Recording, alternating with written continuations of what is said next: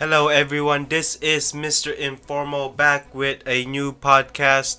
It is podcast edition 15. I apologize for not providing the last week's podcast. A bit busy and also was slow in the news. Yes, I do realize the past news recently, but in any case, this is podcast edition 15 by Mr. Informal. That is me. I just want to do a quick recap. The Kenzo and H&M collaboration have already been released. I did not receive it. The Nintendo Classic Edition has also been released. I was not able to purchase it because it's sold out all over the place here in SoCal. And so here I am doing the podcast. Didn't really do much anything that I wanted. But with this podcast, let's talk about something else. Topic 1.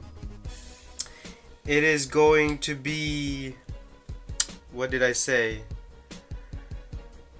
Oh, this is something that I've been noticing over decades, and it is true. Brands selling better items overseas than here in the US. I cannot stress that enough when I say that. When brands sell better stuff overseas. 2. YSL removing the Y from the branding. It is now SL. I'm sure you've noticed it. It's been over, I think, 2 to 3 years now, or more than that, since the passing of Yves. Number 3. Shopping using social apps. And what I mean by that is shopping via Facebook, Snapchat, Instagram, Vine. Well, actually, Vine is gone, and so on. So those are going to be the 3 topics. It's going to be short for today's podcast, but it's definitely going to be a great one. As usual with all my podcasts, it has insights, information. I get into details. So let's get on with the podcast. So, brands selling better items overseas. Take, for example, Nike. Nike did the research that for their t-shirts, just simple shirts, Europeans prefer fitted shirts than relaxed. Here, Nike sells relax, modern fit, whatever you want to call it, the square look. Overseas, they sell the fitted, the curvier look, because when people overseas, especially in Europe, buy items, they want to make it fashionable. They want to make it look good. They want to feel like it fits them. But that's only available overseas. But when you bring it here in the US, it's a different market. Another example, Levi's. Levi's sells better items. What I mean by that is sells better fabrics and better design jeans than here in the US. Here in the US, you probably get 98% cotton, 2% spandex, which is regular chain stitch, paper, Levi's branding on the back of it or patch, and you get the relax or slim fit. But overseas, then you'll get red stitches, orange stitches, you'll get black stitches. It's slim tapers, much more skinnier. You get more 100% cotton. And you feel and the colors are much better. Another example, Filson. Okay, Filson is a heritage brand. In Japan, they have a collaboration with Nanamika that have different colors using their silhouette from the 256 and 257, from the duffel, from the rolling duffels, the leather. I mean, here you get the black, the navy, the otter green, and desert tan. Over there, especially in Japan, they get bright natural vegetable tan leather. They also get the colors red, blue, They also get black, they get off-white. I mean, they get better items which should be available here in the US. And here I can go on and on about this. And I think it is ridiculous that brands are selling better stuff overseas than here. Is it because they can afford to do that overseas because the exchange rate is much cheaper than here in the US, knowing the fact that it's competitive here? I don't know the answer. All I know is that every time I visit somewhere far away, they always see to get the good stuff, especially Japan. Japan always get the good stuff. I will give you the best example, okay? The North Face. The North Face has a label called the Purple Label. The Purple Label is only available in Japan, and there's a reason why. I'm doing a little bit of essay right now in regards to the Purple Label, and it will be posted on my blog sooner or later once I have all the information and I have every thought in mind settled in the post. And so Japan, a company over there is using the North Face, and then they have the Purple Label. The North Face is under this one big conglomerate company. I forgot the name. But in any case, they can only sell it in Japan due to the branding name. So if they try to expand to the US, they can't do that. It would be illegal.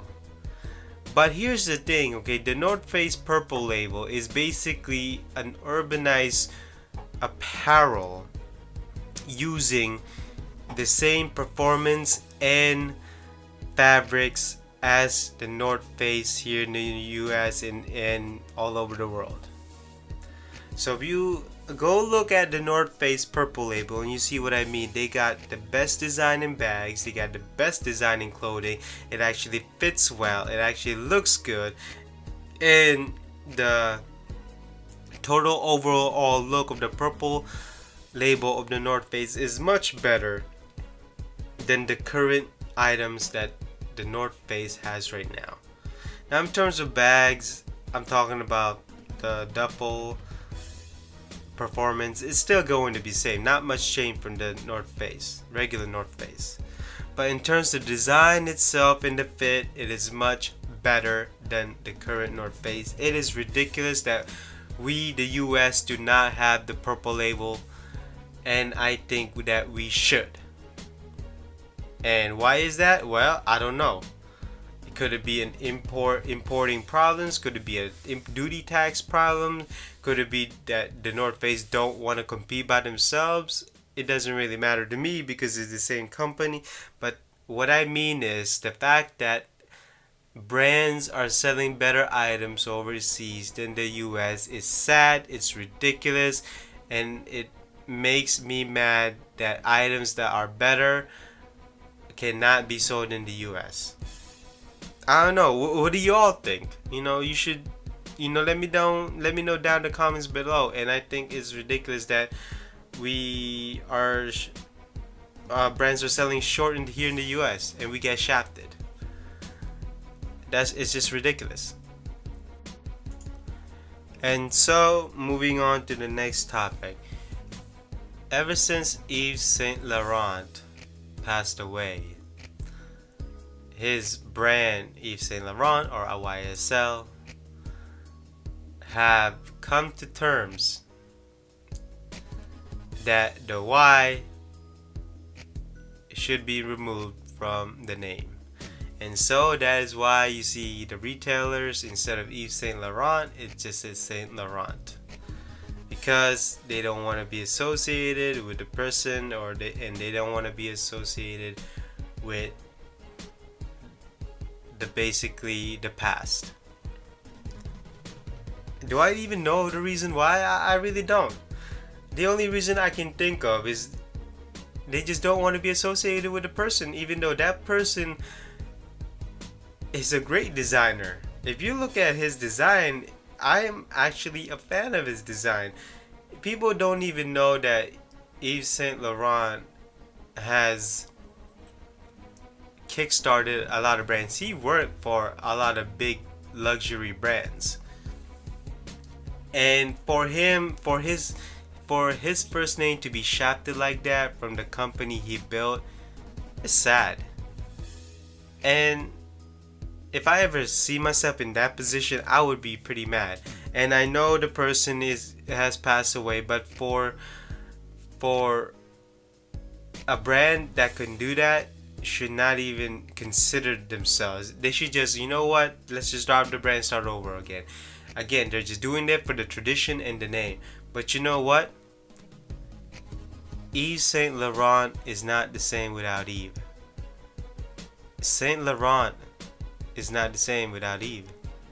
SL is not the same as YSL. And the funny and the ironic thing about it is the people who have a YSL bags or actually YSL branding items or clothing, they're actually holding on to it because the value of those items are actually pretty high compared to their SL counterpart. Because without the Y, SL is nothing. But with the Y, then the YSL branding actually has the value, the tradition, the person, the original branding.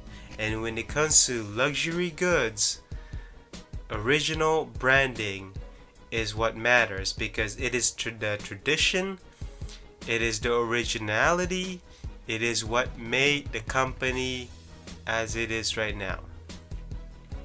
I'm gonna repeat it again. YSL is not the same as YSL. Saint Laurent is nothing without Yves. And so what is Saint Laurent right now? I have not seen in the past few years Saint Laurent making any big huge trend or affecting or even changing trends. I have not seen any designs from SL that can make me say, wow, they're actually onto something and they're actually doing great without the YSL branding. And whenever I go to the mall and just happen to be at Saint Laurent, I can see the bags with the SL, or I can see the garments just branded SL or Saint Laurent. And I can tell you right now that it's something is missing, whether it through be design. Maybe they need to hire better designers, or maybe they just need to find a better director or someone who has a vision of the brand, because right now the company is lost. And they're not, when it comes to bringing up luxury brands, I don't hear anybody saying, oh, Saint Laurent, oh, what do you think of this brand? No, most of the things I heard is Louis Vuitton. Could be DVF, could be Chanel, it could be Christian, could it be Goyard, it could be Celine, on and on and on. So you have a lot of luxury brands, but the fact is, as of right now, why would you remove something that people know you for? And I'm not saying that you should change it. I'm not saying that you should have kept it due to its tradition and due to the respect of the man who built the brand. But since you removed it, what kind of company you are right now? Is it because you're trying to hold on to the brand, or is it you're just trying to keep it for profit? But as of right now, Saint Laurent is nothing without Yves. Now, a lot of brands out there are actually changing their logos, especially Gap. Ever seen his logo? It's a piece of shit. Verizon logo, checkmark, stupid. I mean, I don't know. I really don't understand graphics designer and what people go through when it comes to branding designs, And like I said, when I see the Saint Laurent logo, especially in the retail store, it spells out Saint Laurent, or it just says SL on the logo. And if you're gonna go through that much brand changing or brand logo change, at least work hard for it. Make it something that people can instantly notice or instantly remember. Consumers want to be associated with a brand who are evolving, who are always on top of trends, who are always committed to their consumers and never forgetting about the tradition, never forget about where they started from, the bottom to the top, especially how they were back then, from the quality, from the service, from the design, even from the price. And so with that, a lot of brands are also evolving to the internet, especially mobile applications. And that leads me to my next topic, which is shopping by social apps. Now, as you may have heard, Snapchat is integrating, Instagram is integrating a new way to shop. So basically, any items you see from a collection can be bought via Instagram. So basically, brands can just post something and they'll instantly have it ordered via Instagram. So you don't even have to leave Instagram. Same with Snapchat. You don't even have to leave Snapchat. So basically, they're locking you into an ecosystem. That way, you're always stuck in that same social apps. That way, it makes things easier for you to shop. It makes things easier for you to see what you want to shop or buy. And it makes things easier for you to see the looks on the person. Or could it be just in the mannequin? And first of all, I think that's great.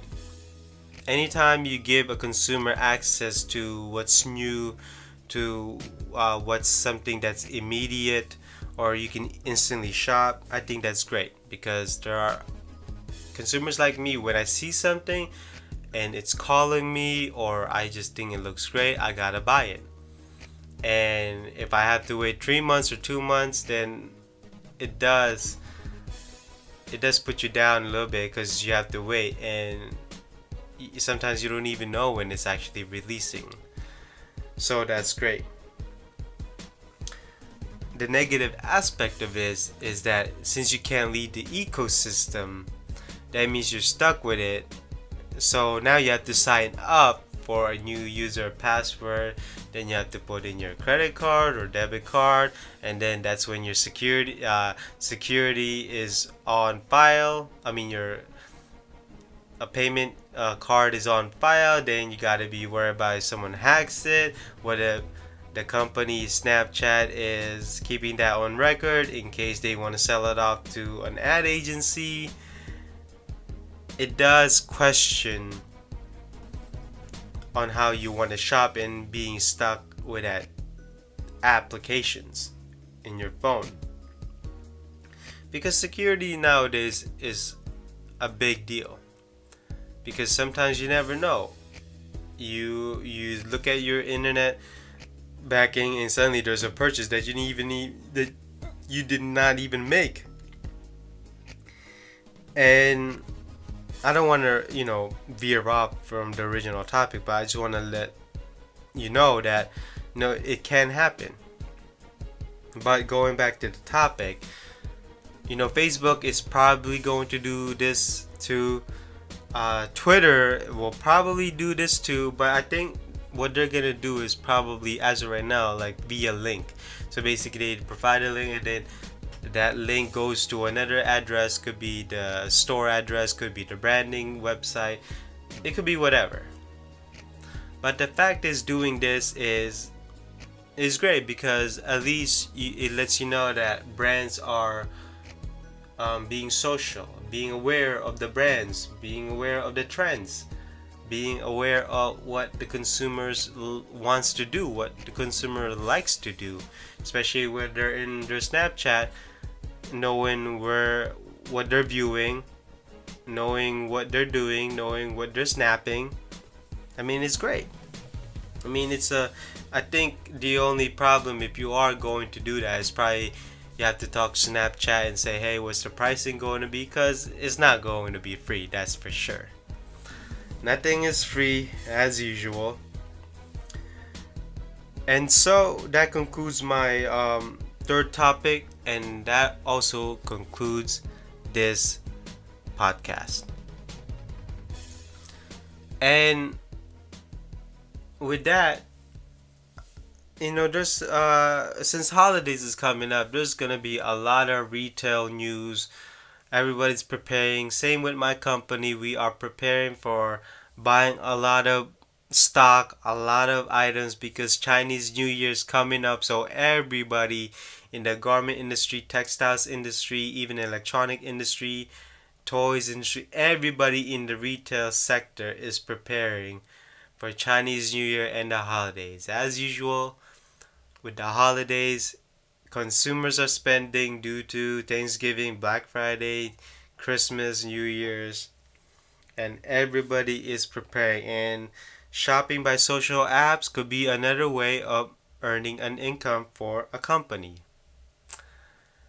And again, with that, that concludes the podcast. I hope you all enjoyed this podcast edition number 15.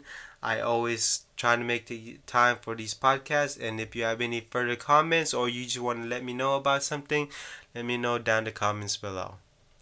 I'll see you in the next podcast. Again, this is Mr. Informal signing out. Bye bye.